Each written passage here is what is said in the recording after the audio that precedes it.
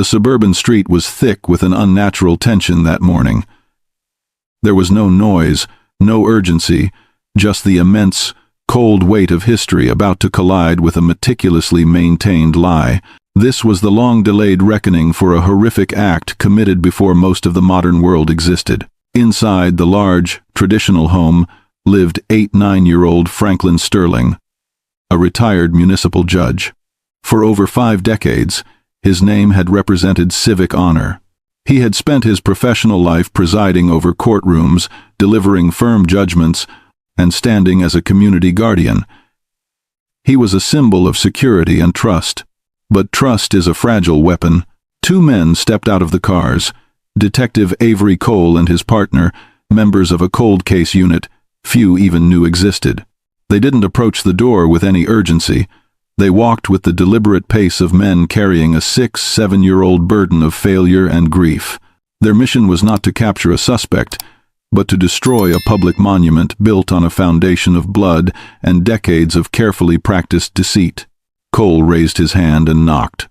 The weight felt like the full span of those lost years.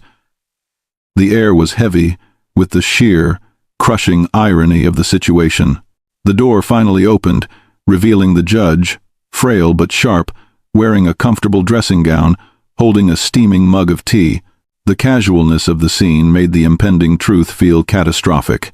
The judge offered a small, polite smile, ready to greet a delivery or a friendly acquaintance. He had no idea the clock had just run out. He had no idea the past wasn't just catching up, it was standing on his porch, demanding a debt paid in full. This moment is pure, concentrated pain.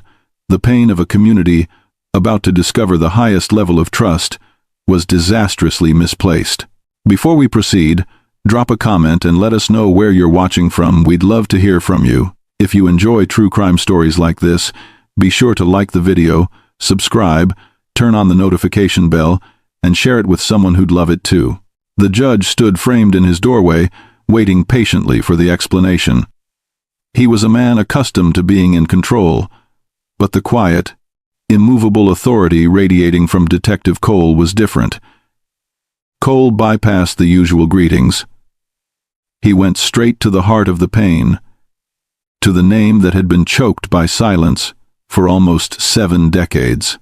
Judge Sterling, Cole stated, his voice calm but unforgiving. We are here regarding the homicide of Sofia Bennett. The effect was devastating. The polite, aged smile vanished instantly, replaced by an expression of pure, bone-deep realization. It wasn't confusion, or anger, or denial. It was the absolute, crushing defeat of a truth finally revealed. The mug of tea in the judge's hand did not shake, but the color drained from his face, leaving the pale, papery skin of a man finally seeing the consequences of a brutal, youthful crime. He knew that name. Every person in Hartford over a certain age knew that name. It was the unforgettable tragedy of New Year's Eve, 1956. The vibrant young architect cut down in a dark alley called The Cut, just blocks from the exuberant Sterling Ballroom, the crime that had ripped the trust from the city's identity. For 67 years, Franklin Sterling had been living a brilliant, terrifying double life. The respected man of law, and the opportunistic killer who left a young woman's body in the cold snow. Every conviction he pronounced, every ruling he delivered, was a calculated act of deception, a profound insult to the justice system he claimed to serve. The enduring pain of the victim's family, the collective failure of the original police force, all of it rested on his calculated silence. Cole's voice cut through the silence again, sharp and accusatory. The case from December 31st, 1956. Judge, we have the proof. The words were delivered not as a question, but as a final, inescapable judgment. The stillness on the porch was deafening, broken only by the slight sound of the judge's breathing. Detective Cole watched as the facade of 67 years collapsed, not in a storm of defiance, but in a quiet, chilling surrender. The judge lowered the mug from his lips, his eyes distant, focused on a New Year's Eve that had faded from memory for everyone but him. This was the ultimate betrayal of trust. A man who dedicated his life to enforcing the law had been the original violator, hiding his darkness in plain sight. This was not a random killer. This was an invisible threat that had sat at the heart of the community for decades, cloaked in respectability. Cole simply waited. There was nothing left to say. The forensic evidence had spoken volumes, and the judge's face confirmed every word. The only thing missing was the final surrender to the inescapable truth. And then it came. Not a shout, not a formal confession, but a dry, tired sound, a whisper barely audible over the morning breeze, carrying the weight of a lifetime spent waiting for this precise moment. "I always knew this day would come." That line was the ultimate devastating admission of guilt. The judge was not surprised. He was relieved of his impossible burden. The man who had judged thousands was now judged by his own whispered words, sealing his fate and finally delivering the justice stolen from Sofia Bennett in 1956. This wasn't just an arrest. It was the removal of a cancer that had poisoned Hartford's trust for generations. The shock of this reveal that the people you trust the most can hold the darkest secrets is what makes this case a stark warning. She never saw the danger coming, and most people don't. Danger often wears a familiar face. Subscribe now, so you're not caught off guard by the next terrifying truth we uncover. If you're choosing not to, tell me in the comments what's the risk worth to you.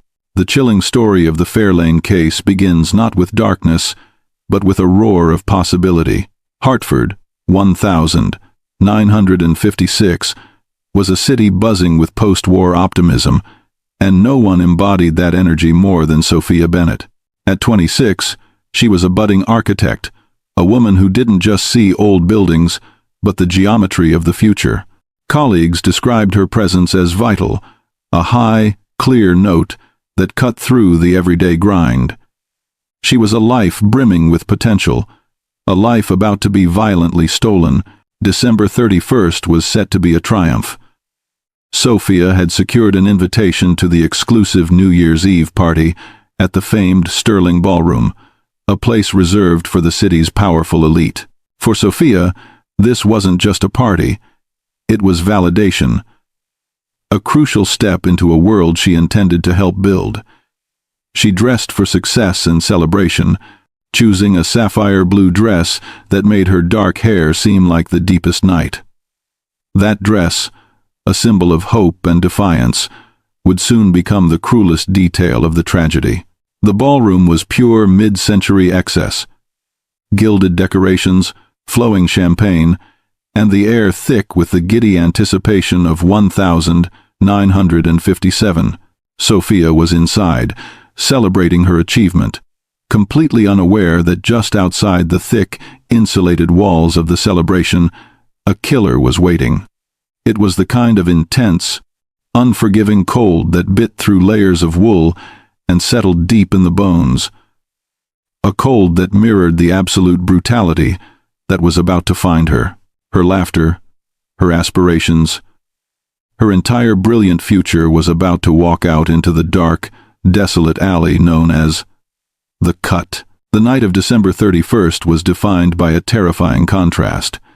Inside the Sterling Ballroom, the atmosphere was a contained firework of human excitement. Corks popped like small cannon fire, music swelled, and the city's influential toasted a hopeful future. The euphoria reached a peak as the central clock prepared to strike midnight, marking the arrival of a new year full of promises. The walls were thick, insulating the guests from the harsh realities of the world outside. Just blocks away, Asylum Street was a world away. The alley known as the Cut was a narrow shortcut between two busy avenues, a place for secrets, not for waiting on a ride. It was unlit, grimy, and choked with the refuse of the city. This desolate strip of pavement became the stage for the destruction of Sofia Bennett's life. The disparity is deeply unsettling. While hundreds of people were embracing, laughing, and celebrating the turn of the year, a moment of profound, irreversible cruelty was taking place nearby. That moment, shrouded in noise and distraction, was allowed to happen because no one was looking. No one was paying attention to the edges of the light. The joy inside the ballroom acted as a shield for the killer and a cover for the silence outside. The indifference of the city's celebration became a factor in the crime itself, allowing the killer to operate with terrifying freedom. This is the pain of knowing that while the world was cheering, a vibrant life was being brutally extinguished. The last normal moment of Sofia Bennett's life was a simple exchange with her roommate, Iris Albright. Iris wasn't attending the elite function. She was staying home. As Sofia smoothed the sapphire material of her dress and picked up her delicate clutch, she made a promise that carried the full weight of their friendship and their shared future. "I just need to see the clock turn to 57 before I turn into a pumpkin," Sofia joked, giving Iris a quick hug. She promised she would be back before 2 a.m. That simple, casual promise was the final tether to a safe world. It was the last moment anyone heard the sound of her unburdened voice, full of plans for the morning, full of life. When Iris later recalled that moment, the memory was sharp, painful, and forever framed by the knowledge of what happened just hours later. That small promise, that casual commitment to return, became the first sign that something was devastatingly wrong. When the 2 a.m. mark passed and Sofia's key didn't turn in the lock, Iris's initial concern gave way to a cold, creeping dread. The fact that the most ordinary moment, a promise between friends, was the final boundary before disaster is deeply affecting. It reminds us all how quickly a guaranteed return home can become an eternal, unanswered question. Have you ever felt completely safe in a crowd, only to learn later that something terrifying was happening just out of sight? That devastating feeling of being entirely unaware of the danger surrounding someone you care about is the core pain of this story. The timeline of the tragedy began not with a scream, but with a mundane complaint. At 1:17 a.m., as celebrations in the Sterling Ballroom were still winding down, a call came into the Hartford police station. The report was simply for a stalled vehicle. A sleek, two-toned Ford Fairlane, abandoned and running near the cut. It was logged as an inconvenience, not a potential crime. The police treated it as a routine traffic issue and prioritized the tow. This detail is chilling. The car was running. Its engine idled, a lonely, mechanical heartbeat echoing down the narrow alley, an unsettling counterpoint to the distant cheers. It suggests the person who parked it fled in a desperate rush, or perhaps they intended to return immediately. The car sat there, a silent, powerful witness to the horrifying act that had just occurred or was just about to occur nearby. This Ford Fairlane became the tragic marker of a 4-hour window of terror. Between that first, ignored police call at 1:17 a.m.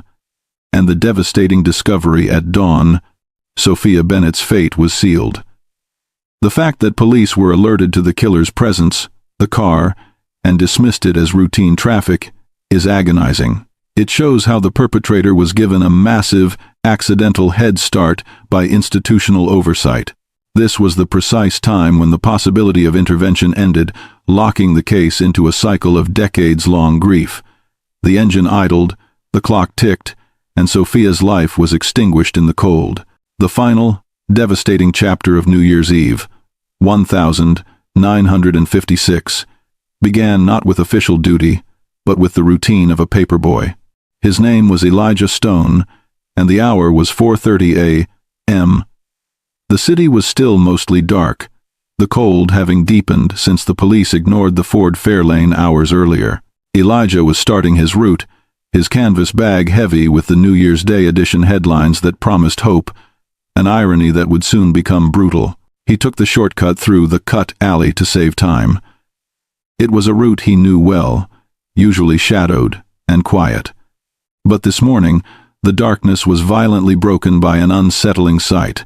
The abandoned, two-toned Fairlane was still there, but now its headlamps cast a lonely, bluish light onto the grimy pavement.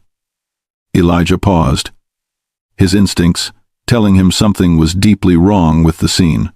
And then, the light found the color. Yards from the running car, the sapphire blue of a woman's dress was a cruel splash of color against the oil-stained snow. It was a sight that instantly froze the young boy. The scene was not chaotic, it was devastatingly still. Sofia Bennett lay there, her vibrant life reduced to an outline in the frozen alley. Elijah was the first person to truly see the magnitude of the crime.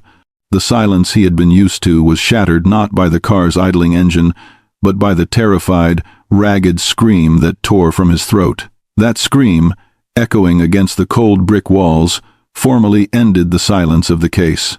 It announced to Hartford that the celebration was over, and a nightmare had taken root. That moment of discovery, carried by a terrified child, injected immediate, agonizing reality into the post-holiday haze. When the initial police responders finally arrived, the scene presented an immediate, psychological blow. The brutality of the act was undeniable, yet the surrounding environment was strangely controlled. Sofia Bennett lay still, her sapphire dress, once a beacon of celebration, now a devastating flag of loss in the dirty snow. What terrified the arriving officers more than the sight of the victim was the complete absence of a physical confrontation. There was no scattered debris, no shattered glass, no upturned footprints indicating a fierce struggle for life near where her body was found. It lacked the chaotic violence of an impulsive crime. Instead, it suggested a terrifying, calculated control by the attacker. The stillness of the scene hinted at an absolute dominance, a quiet act of destruction that offered the victim no opportunity for defense or escape. The medical examiner's initial report would confirm this unsettling reality, noting the lack of defensive wounds a key factor that complicated the case from the start. This quiet efficiency was a signature of the killer, a detail that immediately set this crime apart from the typical acts of passion or spontaneous violence Hartford police were used to. It suggested a mind capable of planning, control, and immediate cover-up. The lack of disorder at the site ensured the case began with a massive, frustrating information deficit, a void that the investigators of 1957 were ill-equipped to fill. As the investigation processed the physical location of the body, another detail emerged that immediately confounded and frustrated the initial detectives. Inside the abandoned Ford Fairlane, sitting on the passenger seat, was an object that made no sense in the context of a brutal crime. It was Sofia Bennett's delicate, pearl-handled clutch. This item was valuable, yet untouched. It was evidence, undone, yet treated with strange reverence by the killer. If the motive had been robbery, the clutch would have been discarded or taken. Instead, it was placed neatly inside the car, almost as if it had been intentionally left behind as a signature or perhaps a chilling message. This controlled action completely contradicted the violence discovered yards away. It turned the crime from a clear-cut act of opportunism into something far more twisted and controlled. The clutch became a symbol of the entire case's difficulty. It meant the killer had been composed enough to perform an unnecessary, fastidious act after the deed was done. They had taken the time, in the cold, under the cover of the lingering New Year's celebrations, to arrange the item. This single piece of evidence suggested a level of cold calculation that shook the assumptions of the police chief and his team. It hinted at a deeply disturbed, controlled individual who was prioritizing psychological messages over hasty retreat. The clutch was a clue that seemed to mock the justice system, a pristine object left by a brutal hand, setting the investigation on the wrong course from its very first hour. The contradiction posed by the neat clutch was the first major lie the killer told the investigation. It misled detectives into searching for a complex, ritualistic motive when the actual answer was horrifyingly simple: access. But at the time, the police focused on the psychological anomaly. Why would a killer, fleeing a violent scene, take precious seconds to handle a delicate, pearl-handled accessory and place it so gently inside the abandoned car? This act suggested the killer saw themselves as an organizer, perhaps even a collector, rather than a mere opportunistic thief. It pointed toward an individual who could maintain extreme composure immediately following extreme violence. The clutch became the physical representation of the killer's duality, the brutal hand that inflicted the violence, and the controlled hand that posed the evidence. This detail caused the investigation to spin wildly, looking for complex psychological profiles when they should have been focusing on the simple, dirty tracks leading away from the car, the scene, and the clutch. 3 pieces of a puzzle that the 1,957 investigators were incapable of solving. The silence surrounding Sofia Bennett's fate hardened instantly into the cold shell of an unsolved case. The tragedy was compounded by the fact that the answer was hidden in plain sight, mocking them from the passenger seat of the Ford Fairlane. That clutch was indeed the first lie. But what was hidden inside the engine compartment of that very same abandoned Fairlane, a piece of evidence missed entirely by the initial tow crew, was the key to the killer's identity. We'll get to that terrifying missing fact in a moment. The news of Sofia Bennett's murder didn't just break. It shattered the fragile optimism of the new year across Hartford. The headline in the Hartford Courant blazed with an accusing intensity. New Year's Eve. Homicide shocks. City. Bennett architect found slain. The community, accustomed to a quiet life, reacted with a potent mixture of grief and simmering rage. They felt exposed, vulnerable. The weight of this collective fear fell directly onto Police Chief Stanley Dixon. He was a career man, known for handling minor theft and public disturbances, and he was suddenly thrust under an unbearable, blinding spotlight. The pressure to deliver an arrest, any arrest, was immense, and it led to hasty decisions that poisoned the investigation from its very first breath. In 1957, forensic science was basic, relying heavily on fingerprints and the flawed memory of eyewitnesses. But even the limited protocol that existed was tossed aside in the desperate urgency to find a quick answer. The crime scene at The Cut was compromised almost immediately. Driven by panic and a lack of training for a crime of this magnitude, the officers who arrived failed to secure the full area. This failure wasn't malice. It was institutional inadequacy, a devastating consequence of a police force utterly unprepared for the calculating violence they were facing. Every footprint, every movement, every misplaced hand became an act of destruction, wiping away the only chance for immediate justice. The public demanded action, and the action they received guaranteed failure. The most devastating blunder of the initial response involved the Ford Fairlane itself. Patrolman Eugene Bell and his partner, overwhelmed by the gruesome discovery and the cold, focused on the most immediate nuisance: the vehicle obstructing the alley. The call that brought them there hours earlier had labeled it a traffic hazard, and in their panic, they reverted to that initial, incorrect assessment. Crucially, they allowed the idling Fairlane to be towed immediately, before specialized units could arrive, before a proper search for fibers, soil, or trace evidence could be conducted. The killer's silent witness was dragged away. In 1957, trace evidence was difficult enough to gather.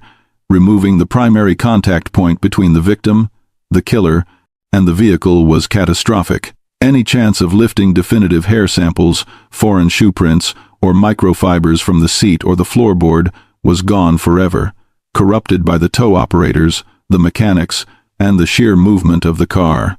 It was an error born of haste, inexperience, and the intense pressure applied by Chief Dixon. It demonstrated a profound misunderstanding of the gravity of the crime. They treated the evidence as a backlog of paperwork, not as the final, irreplaceable link to the truth. This single decision created a vacuum of physical proof that allowed the killer to disappear for decades. The police were so eager to clear the scene and claim control that they erased the most valuable piece of evidence they possessed, turning a solvable crime into the notorious Fairlane case cold file. Amidst the destruction of evidence and the public outcry, one piece of physical proof did manage to survive the contamination, but barely. It was a single, gold-plated cufflink. This item was not found during the initial chaotic hours. It was discovered days later, after a thaw, buried under a small patch of melting snow near where Sofia's body had been recovered. It was a discovery made purely by accident, a desperate stroke of luck in a case defined by institutional bad fortune. The cufflink was immediately identified as a key factor.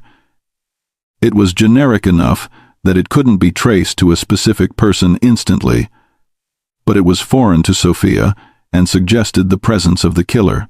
However, the tragedy of the initial response continued to destroy its value. Because the crime scene had been unsecured, and days had passed before its recovery, the cufflink's chain of custody was immediately questionable. Where had it been moved? Who had touched the area? Had it been introduced by an observer? Or had it genuinely been left by the killer? This critical piece of metal, a silent witness, was now tainted by doubt. Detectives should have treated it as forensic gold. Instead, its integrity was undermined by the incompetence of the first 4 hours.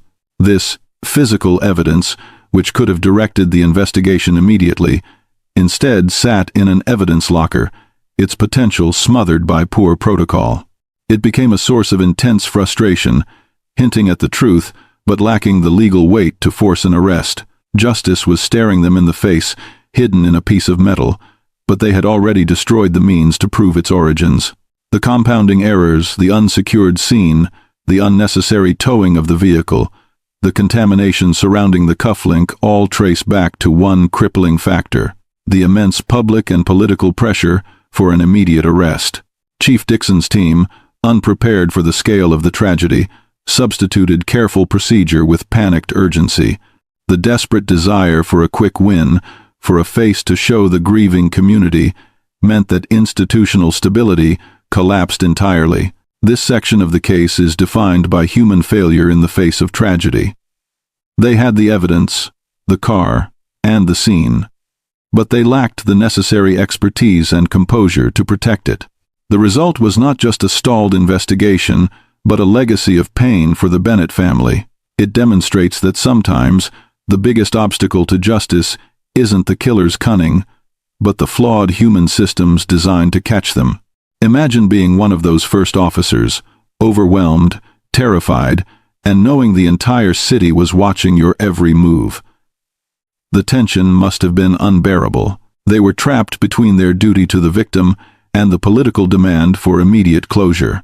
That impossible choice led them to prioritize removal over preservation, turning the initial 4 hours into the hour of contamination.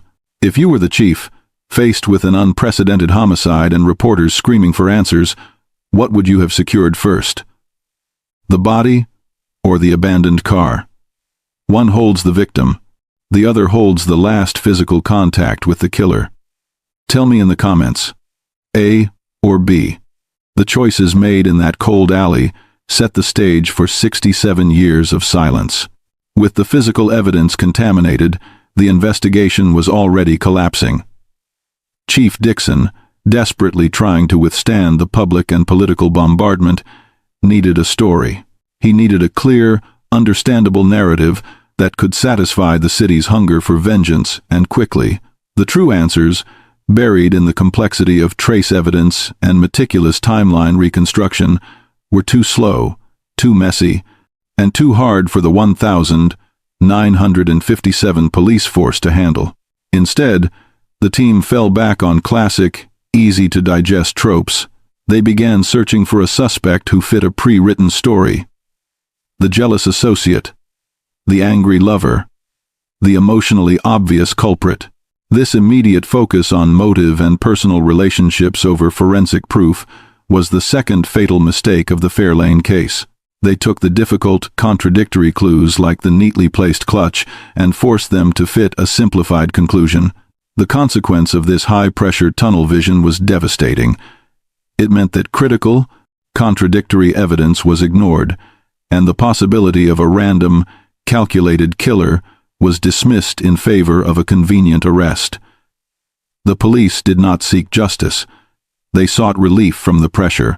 This collective bias instantly narrowed the field of suspects from the hundreds of people at the Sterling ballroom down to two men whose personal connections to Sofia made them easy targets.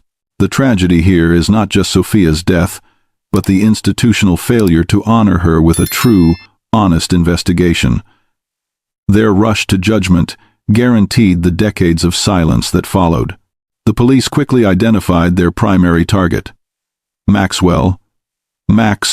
Olson, a 1-year-old junior partner at Sofia's architecture firm. Max perfectly fit the jilted lover profile that Chief Dixon was searching for.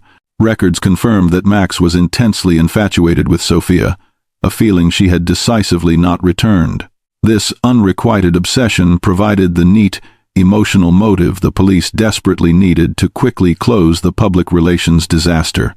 Max Olson was the last person confirmed to have danced with Sofia at the Sterling ballroom. His presence was known, his feelings were known, and when questioned, his alibi immediately showed cracks. Max claimed he drove straight home to his wife, Lucille, arriving precisely at 1:30 a.m. However, his state upon arrival was deeply suspicious, matching the time frame of the abandoned Fairlane. When brought in for questioning, Max was consistently described as sweaty and nervous, a behavior the inexperienced detectives mistook for inherent guilt rather than pure panic under pressure. Furthermore, police seized on the discovery of the gold cufflink, noting that Max owned many expensive accessories, leading them to believe the cufflink could be easily attributed to him. They spent weeks dissecting every moment of his life, ignoring the basic fact that the cufflink was generic and could not be definitively matched. The pursuit of Max Olson became a self-fulfilling prophecy. Every answer he gave was interpreted through the lens of jealousy and resentment. The detectives were not asking who murdered Sofia. They were gathering proof to confirm their predetermined theory that Max Olson was the murderer. This fixation on a convenient suspect created a massive, devastating detour away from the actual killer, allowing the true culprit to melt back into the anonymity of the community. Max Olson's defense hinged entirely on his wife, Lucille, confirming his 1:30 a.m. arrival time. But Lucille was not a clear-headed witness. She was a woman terrified. She saw her husband, agitated and breathing heavily, arrive home well past midnight. She later told police that he had mud on his expensive shoes and seemed unusually disturbed, stating he had argued with a cab driver, a claim the police found weak. This testimony, intended to protect Max, only fueled the police's suspicions. They viewed Lucille's fear as tacit confirmation of his guilt, interpreting her defensiveness as complicity. The police failed to consider the profound psychological impact of the situation on Lucille. She was merely confirming the timeline of an agitated husband. The police were choosing to see a killer covering his tracks. They believed they had their emotional confession delivered through the compromised testimony of a frightened spouse. The detectives made no effort to check Max's timeline against traffic logs or independent witnesses. They accepted the story of a dramatic, angry confrontation, the very kind of scene that fits a jilted lover motive, and immediately discounted anything that complicated their theory. They didn't consider that Max's agitation could have been caused by something else entirely, or that he was genuinely upset by Sofia's rejection, but not driven to murder. This focused negligence became a massive distraction. While the police were aggressively pursuing a suspect based on a fragile emotional narrative and compromised testimony, the real perpetrator, a killer who had committed a crime of controlled precision, was safely observing the chaos. The cost of this tunnel vision was 67 years of delayed justice for Sofia Bennett. While police aggressively pursued Max Olson, another, far more influential person was questioned and immediately dismissed. This was Victor Davies, a wealthy, established client of the architecture firm who had also been rejected by Sofia Bennett. Davies was a powerful figure in Hartford society, and his alibi was quickly accepted without the intense scrutiny Max Olson faced.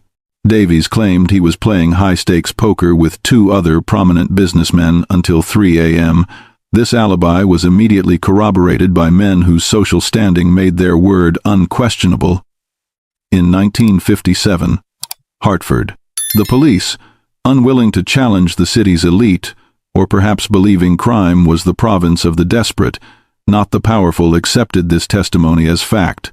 They failed to consider that a wealthy man's alibi could be just as false, perhaps even easier to coordinate, than a frightened husband's testimony. The assumption was simple. People of status don't commit such messy crimes.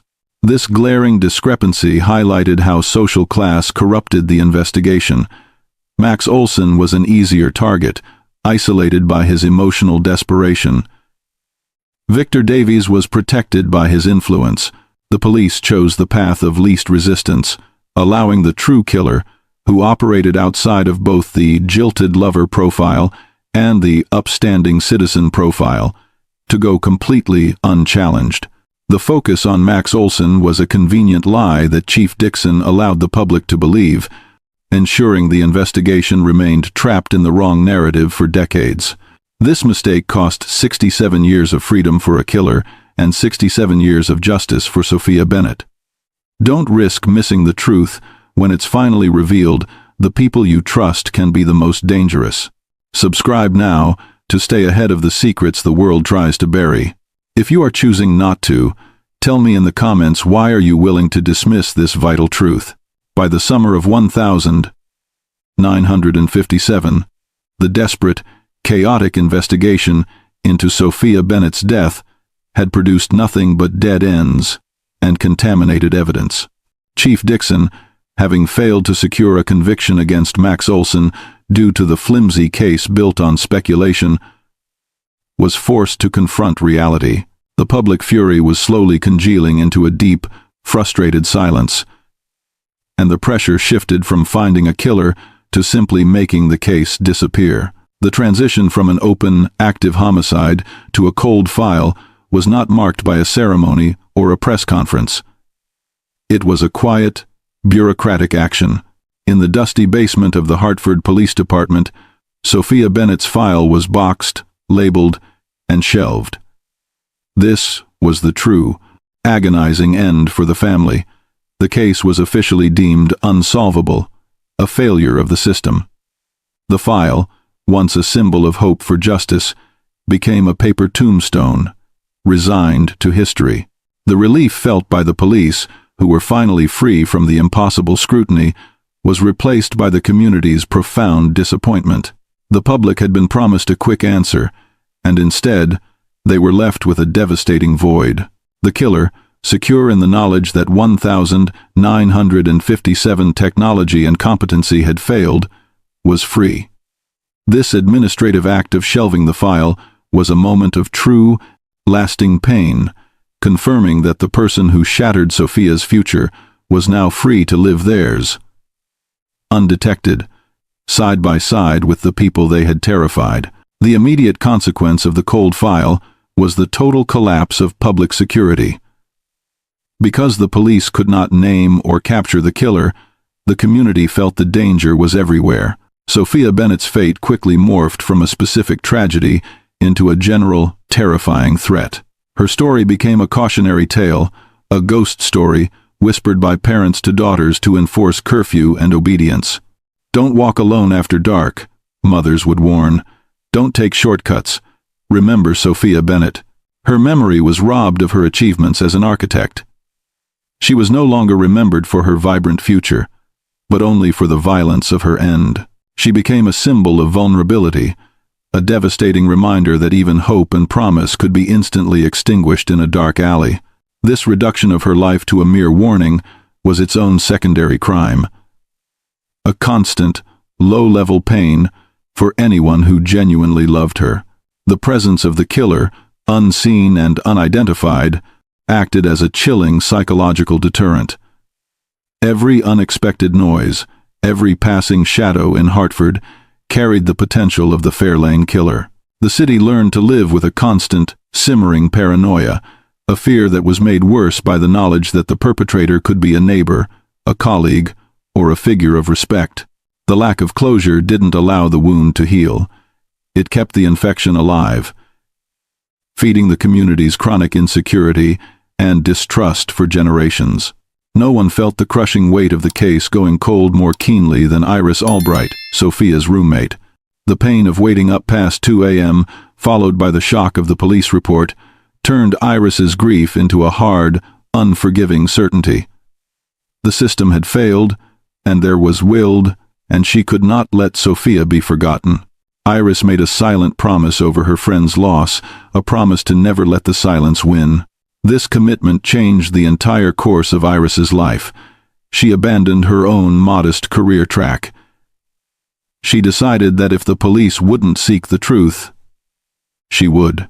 Iris threw herself into journalism, specifically investigative reporting, driven by the pure, burning injustice of the Fairlane case. She began working for smaller papers, taking assignments that brought her closer to law enforcement, always maintaining a steady, professional interest in cold cases. Her work was not about fame or breaking headlines. It was a personal, focused war against bureaucratic indifference.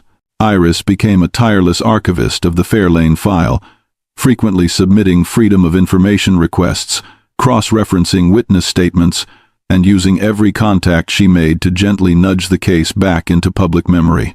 Every story she published, every investigation she conducted, was fueled by the memory of the young architect in the sapphire dress. For decades, Iris Albright was the quiet, constant heartbeat of justice for Sofia, refusing to let the institutional failure stand as the final word.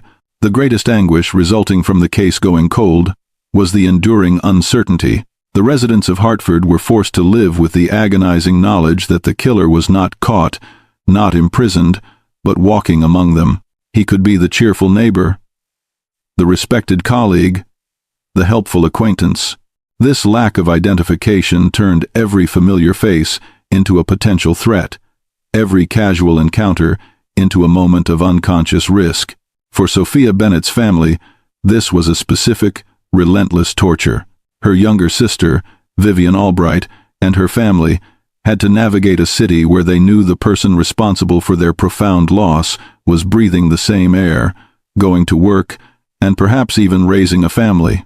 The killer received the ultimate reprieve, a complete return to a normal life, while the victims were left in permanent purgatory, perpetually waiting for a justice that seemed impossible to achieve. This kind of pain doesn't fade with time. It deepens. It creates a generational wound of distrust and anger, directed not just at the killer, but at the system that allowed him to escape. The cost of institutional failure is measured in the decades of quiet fear endured by a community haunted by a powerful secret. Imagine carrying that unanswered question every single day for 67 years, the question of who took your loved one and why they were allowed to vanish into the crowd. That heavy, agonizing burden of silence became the legacy of the 1957 investigation. The fight for Sofia Bennett's justice was not only sustained by her roommate, Iris, but by the relentless, quiet determination of her own blood, her younger sister, Vivian Albright. Unlike Iris, who fought the case in the public eye through journalism, Vivian waged a private, lifelong war against the silence. When the case went cold in 1957, Vivian was a young woman, and she made a profound vow that would dictate the next 60 years of her life. She promised Sofia and herself that the man who stole her sister's future would not be allowed to die peacefully, free of consequence. This vow transformed her from a grieving sister into the primary advocate and archivist for a tragedy the city had chosen to forget. Vivian watched with agony as the police file gathered dust, knowing that every tick of the clock was another moment of freedom for the killer. Her persistence was fueled by a deep, constant anger at the injustice. She could not accept the bureaucratic indifference that labeled Sofia unsolvable. Vivian was determined to be the memory keeper, the one person who would hold the police system accountable, ensuring that every detective who took over the cold case unit knew the full, heartbreaking history of the Fairlane case. She began to collect every scrap of paper, every map, every police report copy, fearing the original evidence would be lost or intentionally destroyed in the basement archives. Her dedication was a powerful, silent protest against a city that had failed her sister.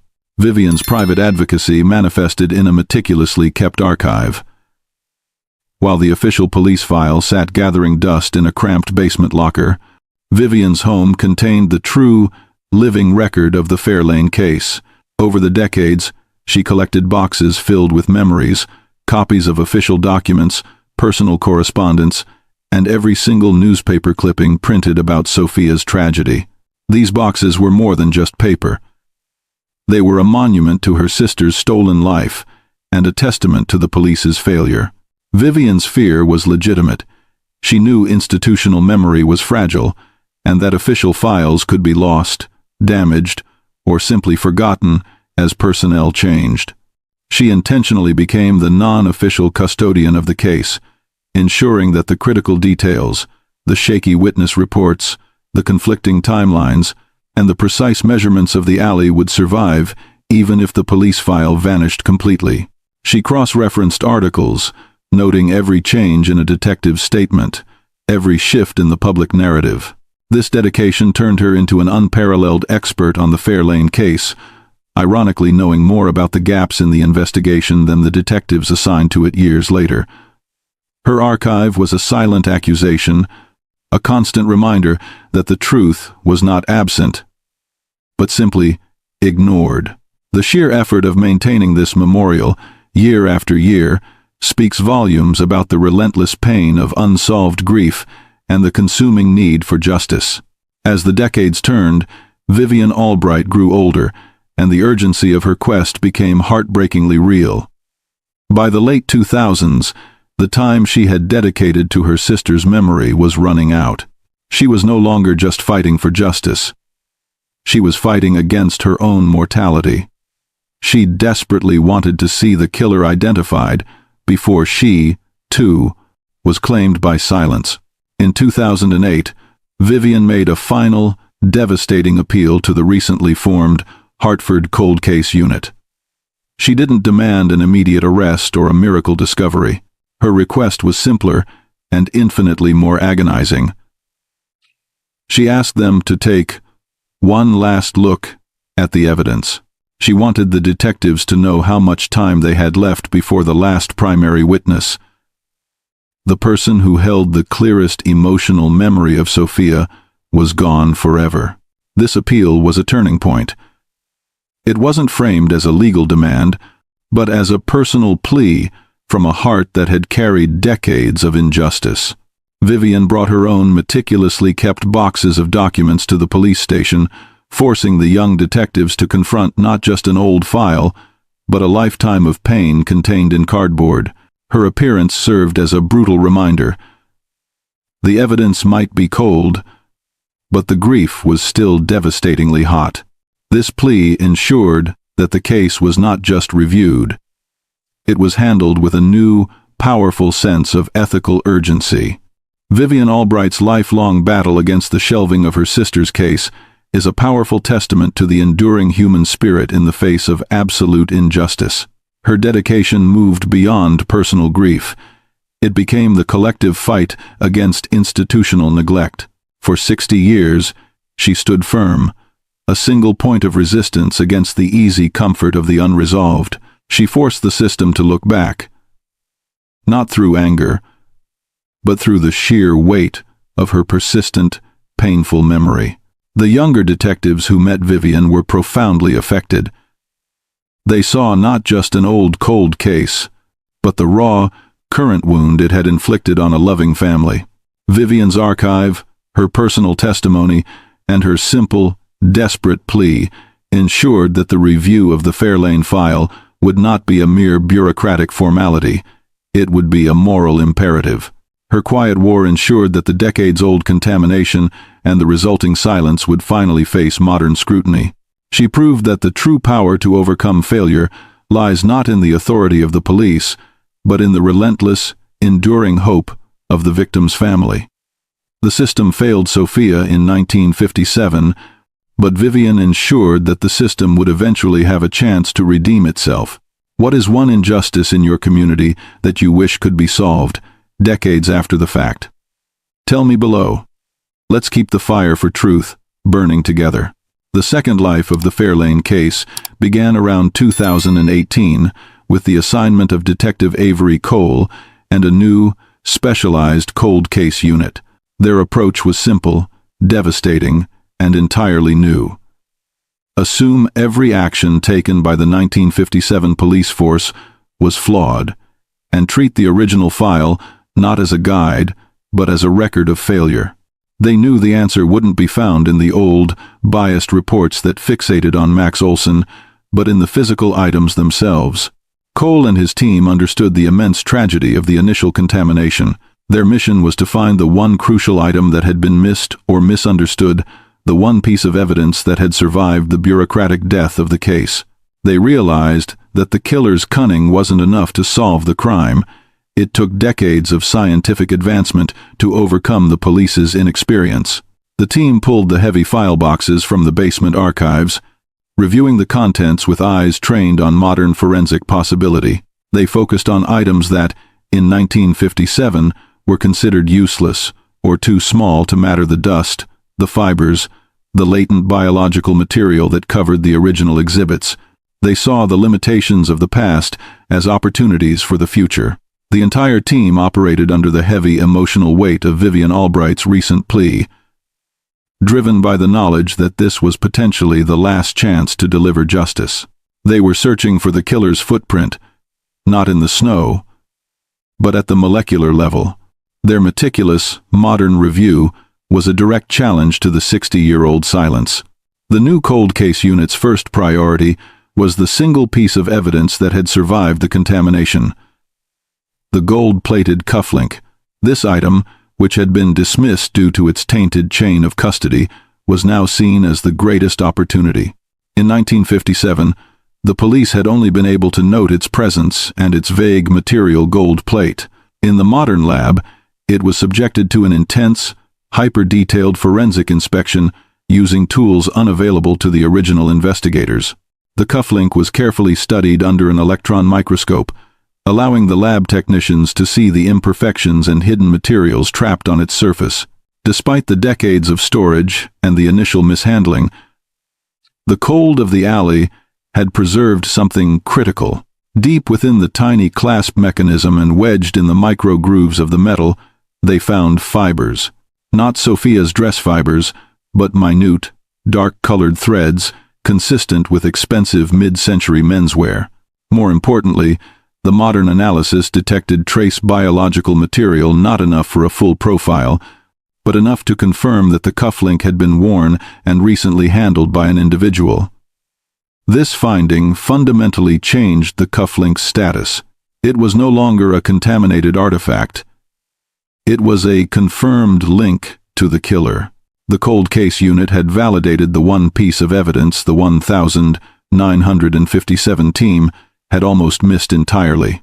This painstaking examination confirmed that the true trail had been buried not by the killer's cunning, but by the police's own lack of technology. The major breakthrough, however, came from the one piece of evidence the 1957 team had catastrophically mishandled: the Ford Fairlane. Though the vehicle itself had been sold and resold over the decades, the cold case unit located the original police impound inventory and the detailed records of the towing operation.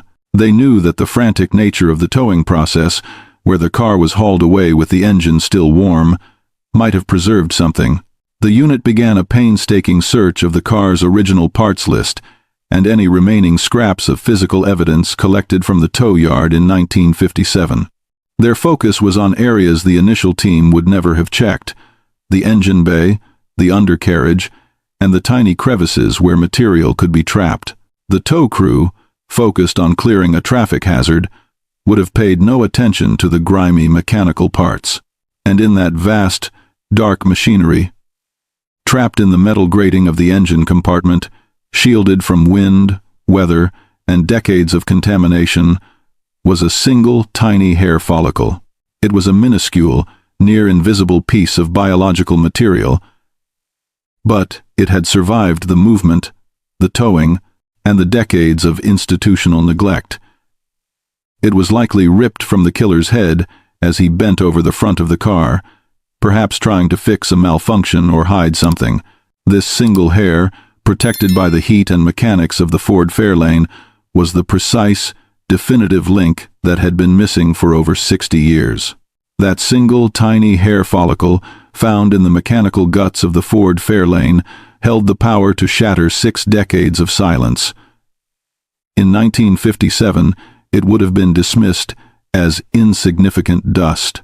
In the 2020 seconds, it was pure, unadulterated proof. The cold case unit immediately submitted the follicle for advanced mitochondrial DNA testing. Mitochondrial DNA, or mtDNA, is robust and survives in degraded samples far better than nuclear DNA. While mtDNA can't identify a specific individual, it traces maternal lineage. The scientists were able to develop a powerful profile of the killer. This profile, combined with the fact that the killer was male and wealthy, based on the cufflink and the Fairlane, instantly eliminated hundreds of potential suspects and focused the search like a laser. The decades of pain caused by the original police failures were finally being overcome by the silent, molecular testimony of one piece of hair. This moment was the agonizing culmination of Vivian Albright's lifelong struggle. She had waited for this scientific miracle, and it had finally arrived. The DNA profile confirmed that the person who left the hair was indeed the person who had driven the Fairlane, and was therefore the last person to have seen Sofia alive. This was no longer a theory built on emotion or shaky alibis. It was a verifiable, scientific fact. The net was closing in on a man who had been living a lie for 67 years, a man who, like many criminals, was hidden in plain sight. The person who did this was someone Sofia thought she could trust. Don't be fooled by appearances. The most trusted faces often hide the deepest secrets. Subscribe right now to make sure you never miss the final arrest in cases like this. If you're not subscribing, why are you choosing to look away from the truth? The molecular breakthrough provided by the hair follicle was only half the battle. To turn a mitochondrial DNA profile into a name, Detective Cole's team embarked on the cutting edge of forensic science.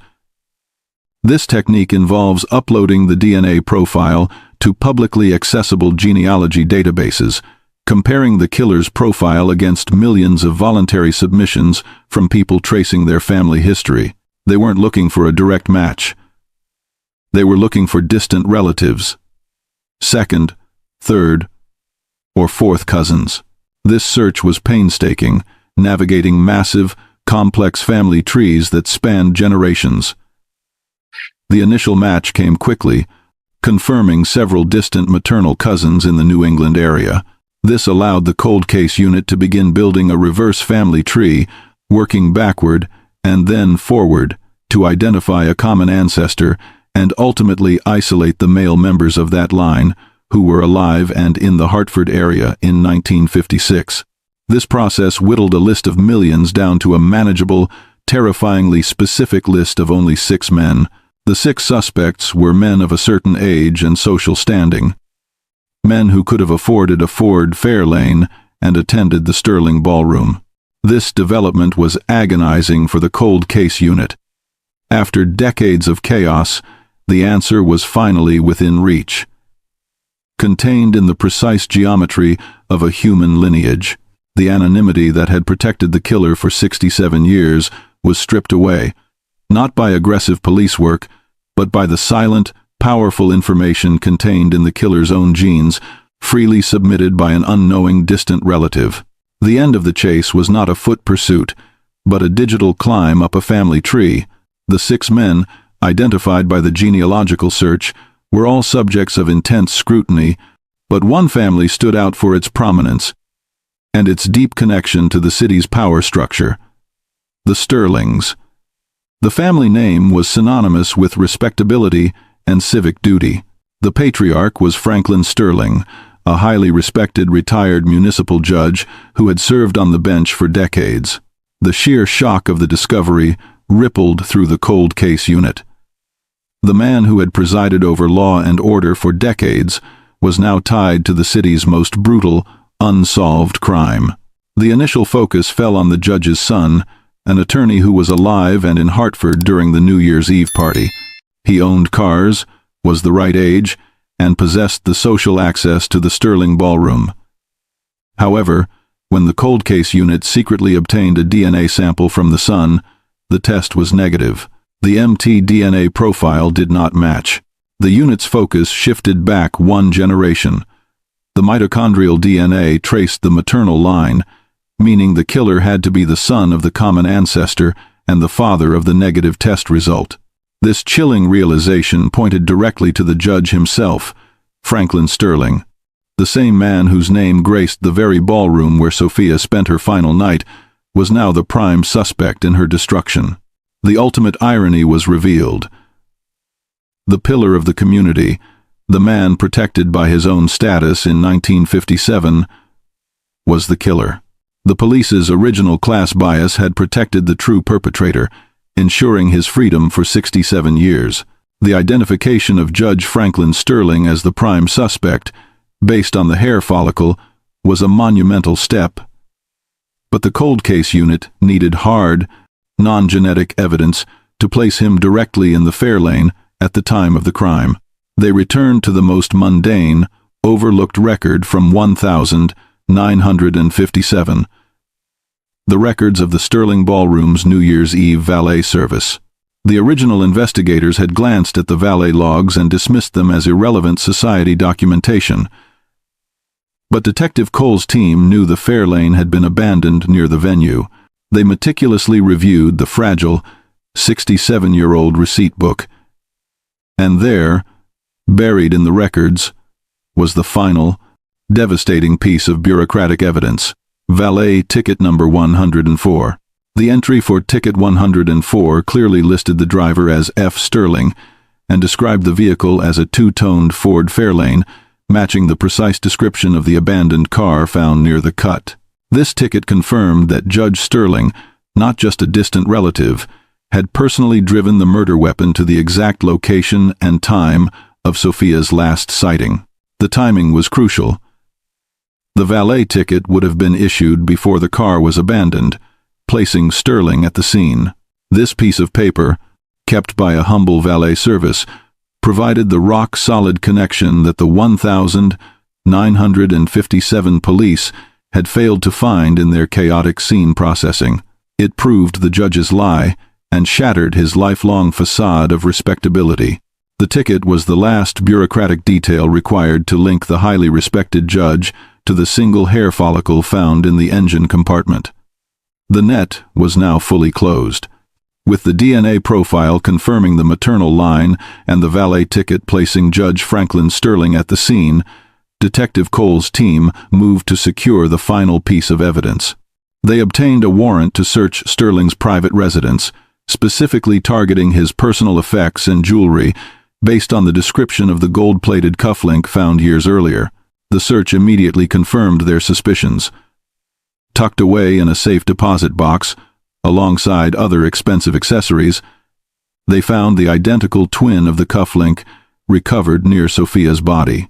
The missing cufflink, found in the dirty snow of the cut, was finally matched to the respectable judge. The two pieces of metal, one clean, one recovered from the scene of the crime, formed a single, irrefutable link that spanned 67 years. The cufflink, which the police had nearly dismissed, became the final, damning confirmation. When confronted with the DNA evidence, the valet ticket, and the pair of cufflinks, the judge, now elderly and frail, was stripped of his lifelong lie. The man who had judged others for decades was finally judged by his own past. He broke down, the weight of 6 decades of deceit crushing his public persona. The precise, quiet efficiency that marked the crime, the neat placement of the clutch, The lack of struggle had been the signature of a controlled individual who believed his status rendered him untouchable. The arrest of Judge Franklin Sterling, the pillar of the community, was the violent, devastating end to the city's longest silence. This case proves that persistence is the ultimate weapon against injustice. What cold case in your area still deserves this kind of relentless pursuit? Tell me in the comments. Let's raise awareness together, because every Sofia deserves justice. The meticulous genealogical search, powered by the mitochondrial DNA from the hair follicle, had produced a list of 6 highly specific male suspects. But when Detective Cole's team began cross-referencing these names with the original 1,957 Sterling Ballroom guest lists, one family connection stood out with terrifying resonance. The DNA pointed directly to the family of Judge Franklin Sterling. The reaction in the cold case unit was one of stunned disbelief. The retired judge was a name synonymous with civic virtue, a fixture of Hartford's elite, whose family had essentially built the social infrastructure of the city. The sheer audacity of the DNA, pointing a finger at a man who spent his life upholding the law, was a profound, ethical jolt to the investigation. The police had finally found the killer, but the killer was an institutional ghost. This discovery immediately explained the initial failure of the 1,957 investigation. The original detectives, bound by the social rigidities of the era, would never have dared to challenge the alibi or examine the personal history of a man like Judge Sterling. Their class bias had provided the killer with a 67-year shield of respectability. The cold case unit, however, had no such deference. They were driven by the evidence, not by social standing. The initial strategy was to pursue the judge's son, an attorney who was alive and present at the time. A DNA sample from the son quickly came back negative. This failure was actually a crucial step forward. By eliminating the son, the investigative path was violently redirected to the father, the patriarch. This was no longer a question of a jilted young lover or an angry business associate. The Fairlane killer was a pillar of the community, and the biggest investigation of the last century was about to land on the doorstep of the city's most respected citizen. The depth of the lie was finally being measured. The new focus on Judge Franklin Sterling forced the cold case unit to meticulously re-examine the judge's history, specifically his life in 1956, when he was finishing law school and just starting his career. A man of his stature and family wealth should have had a completely clear, verifiable timeline. But Detective Cole knew the pattern of controlled individuals. They often maintain an element of chaos or a secret life to vent their hidden nature. They looked for the shadow in the judge's past. The key came not from financial records, which were clean, but from dusty administrative files from the Sterling Ballroom itself. After days of cross-referencing staff payroll records against the names of known society figures, they found it. An unlisted, secret employment entry for a part-time worker at the valet parking service in late 1956 and early 1957. The name listed was an alias Frank S., but the personal details and the small stipend paid corresponded exactly to a period when Judge Sterling was known to be financially independent, but not yet drawing a major salary. Franklin Sterling, the respected son of privilege, had spent his late nights working as a ghost valet at the very establishment bearing his family name. He had operated in the shadows, helping park the cars of his peers and superiors, an act of controlled rebellion, or perhaps calculated reconnaissance. This shocking discovery fundamentally changed the entire narrative of the crime. It revealed that the killer was not a frustrated outsider or a desperate stranger. He was an insider who knew the routine, the layout, and the best path to darkness. This part-time job provided the perfect cover. Intimate knowledge of the parking procedures, familiarity with the back alleys, and a reason to be present at the ballroom late on New Year's Eve without being tracked as a guest. The judge's secret identity as a low-level service worker provided him with the lethal knowledge necessary to ensure his escape. The discovery of Judge Sterling's secret life as a valet provided the critical piece of insight into the how of the crime. This was not a chance encounter. It was a crime of opportunity built on lethal, insider access. As a valet, Sterling knew the exact procedures for guest departures and the layout of the entire service area. He knew the quickest, darkest path from the ballroom to the alley known as the Cut, the very spot where Sofia's body was abandoned. Crucially, his role allowed him to approach guests and their cars without raising suspicion. On the chaotic night of New Year's Eve, Sterling could easily have used his position to intercept Sofia. He might have claimed her car was ready, or that he needed to move the Fairlane from the service area before she left. Sofia, accustomed to the formality of the event and the apparent service, would have instantly lowered her guard, never suspecting the respected son of the house was, in that moment, acting as her ultimate betrayer. Furthermore, his secret job explained the chilling neatness of the crime scene. The neat placement of the clutch, the idling engine. These weren't the confused actions of a panicked thief. They were the precise actions of a man who knew exactly how much time he had before he needed to resume his duties, or who knew where the car would be towed. His composure, mistaken by the 1957 police as ritualistic psychosis, was simply the chilling professionalism of a man who knew the system better than the police who ran it. The quiet alley, the dark car, the veneer of respectability, all combined to give Franklin Sterling the perfect, terrifying cover, allowing him to commit an act of calculated violence and then seamlessly transition back to being the pillar of the community. The cold case unit now had the complete narrative. The DNA linked the killer to the Sterling family line, and the secret valet job provided the access and opportunity. The final, critical task was proving the judge's presence in the Fairlane. They returned to the valet log, matching the time of Sterling's shift with the precise moment the Ford Fairlane was abandoned in the Cut.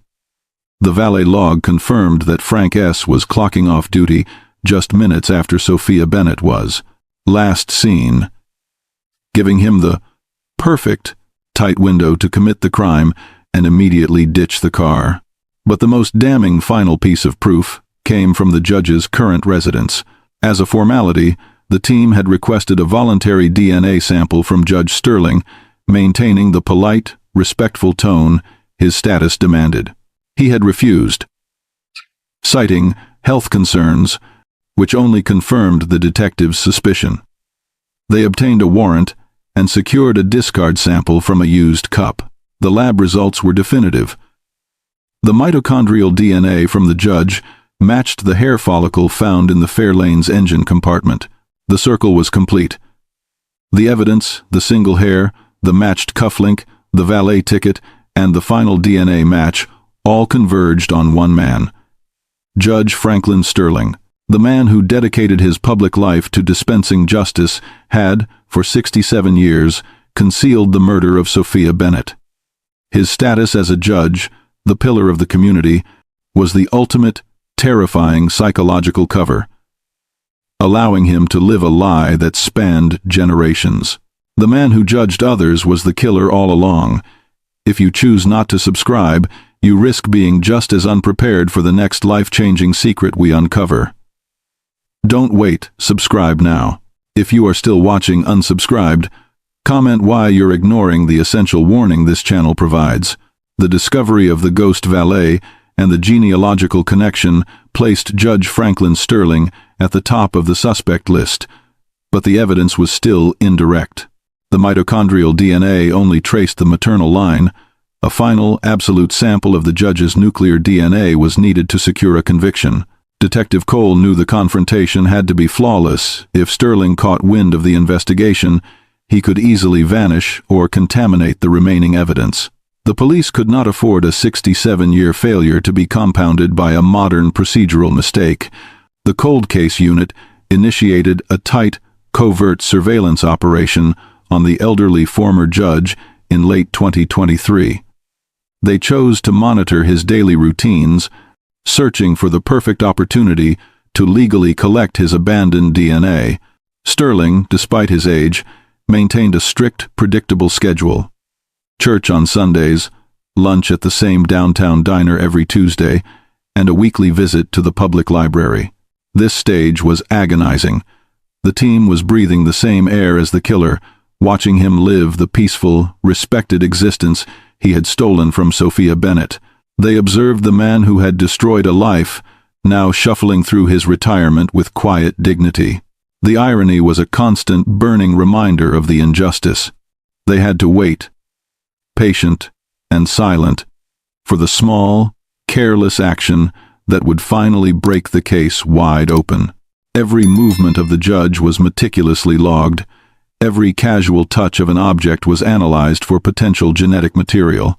The hunt had narrowed from a city of thousands to one frail, elderly man, and the tension was almost unbearable. The breakthrough the cold case unit desperately needed occurred during Judge Sterling's Tuesday routine.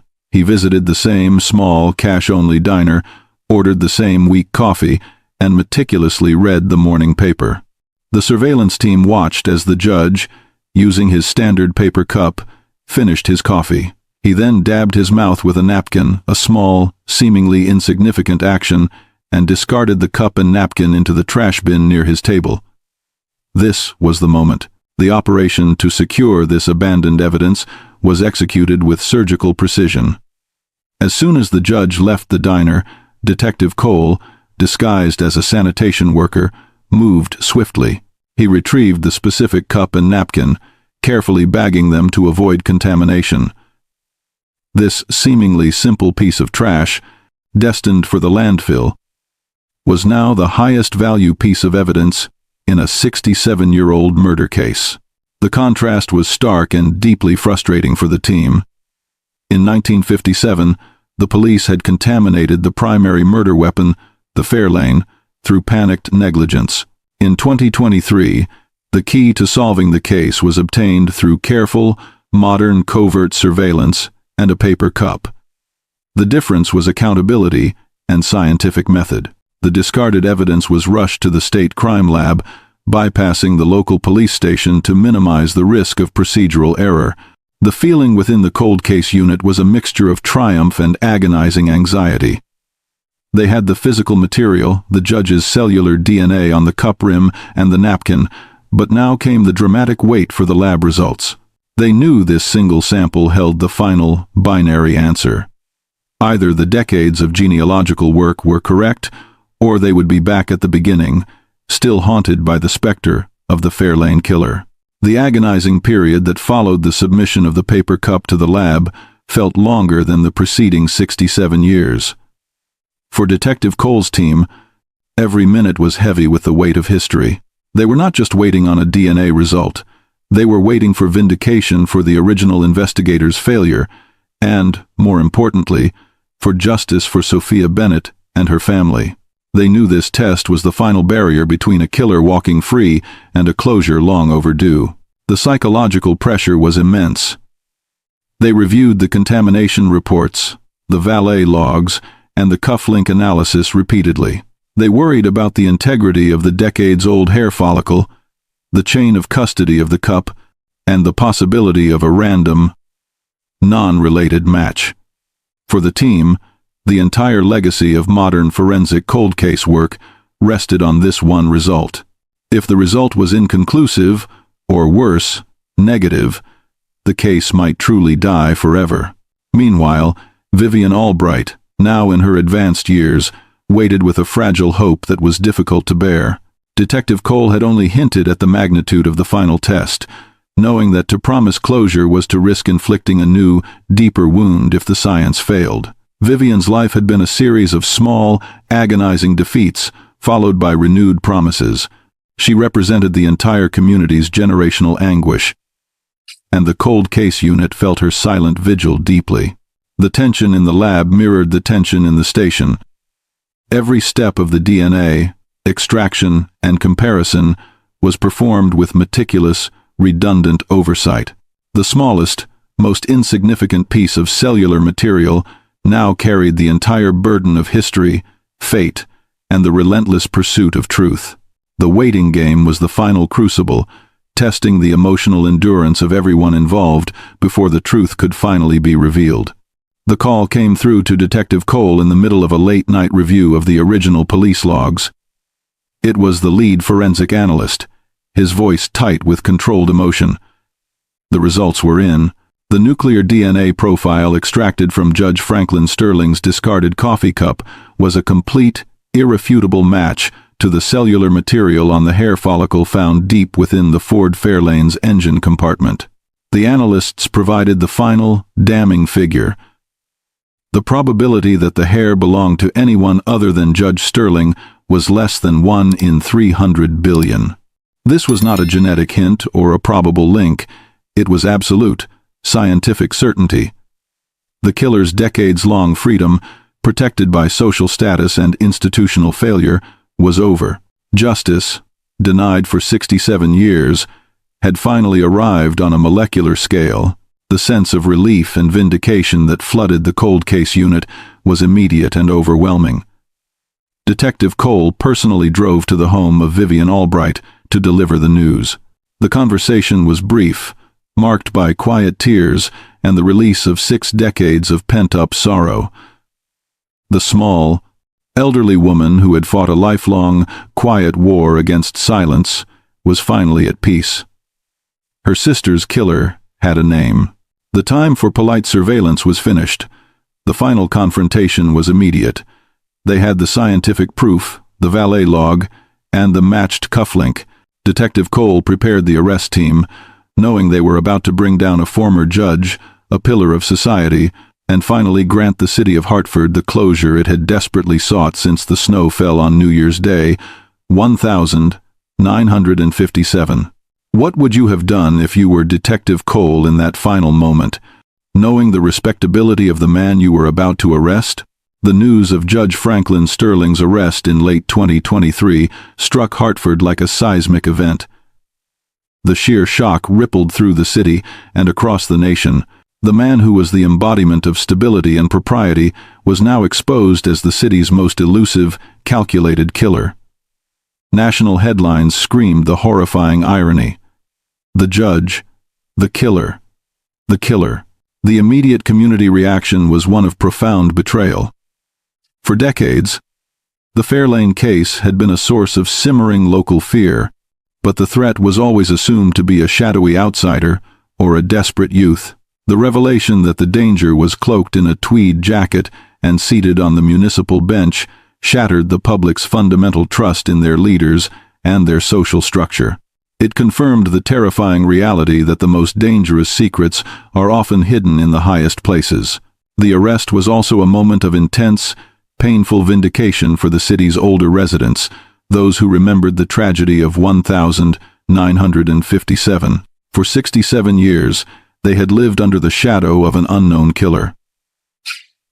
Now, they understood the source of their fear. It was the familiar, respected face they saw at church, at the club, and in the newspaper. The revelation of Sterling's secret life as a ghost valet deepened the shock, revealing the meticulous, double existence that allowed him to operate without suspicion. This sudden, late-in-life justice tore open an old wound, but in doing so, allowed the healing to finally begin.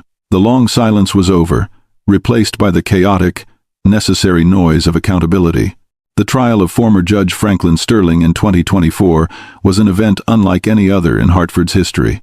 It was a courtroom drama spanning 67 years, pitting modern forensic science against old-world arrogance. Sterling, frail but still maintaining a facade of wounded dignity, sat silently as the prosecution dismantled his lifelong lie piece by piece. The prosecution's case was a tight, technological marvel. They did not rely on shaky witness testimony or circumstantial evidence, which had doomed the 1957 investigation. Instead, they presented 3 irrefutable pillars of proof, each one a relic of the past, confirmed by the science of the future. The first pillar was the DNA evidence. The hair follicle from the Ford Fairlane, matched with a probability of error less than 1 in 300 billion to Sterling's nuclear DNA. The second was the valet log, the fragile, yellowed receipt proving F. Sterling drove the murder weapon at the time of the crime. The third, and perhaps most poetic, was the cufflink. The single, small piece of jewelry found in the snow now matched perfectly to the twin found in the judge's safe deposit box. The defense attempted to argue contamination and mishandling of the original evidence, but the cold case unit had anticipated every challenge. They meticulously detailed the differences between 1,957 negligence and 2,024 precision. The jury, faced with the weight of scientific certainty and the undeniable convergence of the evidence, took less than 4 hours to reach a verdict. The courtroom fell silent as the jury announced the verdict. Guilty. For the vast majority of people present, it was the vindication of modern science. For Vivian Albright, who sat in the front row, it was the sound of a 67-year-long battle finally ending. When the sentence was read, life imprisonment for the former judge, Vivian allowed herself a single, quiet moment of release. The commitment she had made as a grieving young woman was fulfilled by a system that finally acknowledged its debt to her sister. Vivian's presence throughout the trial was the emotional anchor for the prosecution. She represented every family member who has ever fought against institutional forgetfulness. She was the living proof that cold cases are only cold to those who stop caring. Her tireless archiving, her emotional plea in the late 2000s, and her quiet dignity in the courtroom ensured that Sofia Bennett was seen not as a nameless victim, but as a vibrant woman whose life was stolen by a trusted insider. The conviction of Franklin Sterling was a victory for the police system. But the true triumph belonged to Vivian. She had refused to let the easy answer stand. She refused to allow her sister's memory to be reduced to a paper file gathering dust. After the sentencing, Detective Cole personally handed Vivian a sealed envelope containing the final DNA report. It was a formal acknowledgement that her persistence, her enduring pain, and her hope had ultimately secured the truth. The long night of fear was over. The conviction of Judge Franklin Sterling closes the book on the Fairlane case, but the final, terrifying lesson it imparts will endure. The story of Sofia Bennett is a devastating reminder that the most profound dangers often hide behind the thickest velvet curtains of status and power. The killer was not an anomaly lurking in the shadows. He was a respected member of the community, insulated by his wealth and the sheer arrogance that he was above suspicion. He was able to walk free for 6 decades because the system failed to imagine evil wearing a judge's robe. The case serves as a powerful testament to the necessity of relentless pursuit driven by familial pain. It took Vivian Albright's uncompromising commitment, combined with 67 years of scientific advancement, to correct the systemic blindness of 1,957. The truth, buried beneath layers of snow, bureaucratic failure, and societal pretense, was finally excavated by a simple hair follicle and a discarded paper ticket. The final tally: Sofia Bennett received justice, albeit 70 years too late. Franklin Sterling, the killer, lived a full, respected life, and now faces his end behind bars. The enduring message is clear. Never allow silence to be the final word. We must remain vigilant, always questioning the obvious and demanding accountability, regardless of who is hiding in plain sight. 67 years for justice. If you want to stay ahead of the shadows that lurk in your own community, subscribe immediately. If you're still watching without joining, then tell us what information are you prepared to miss out on by not subscribing.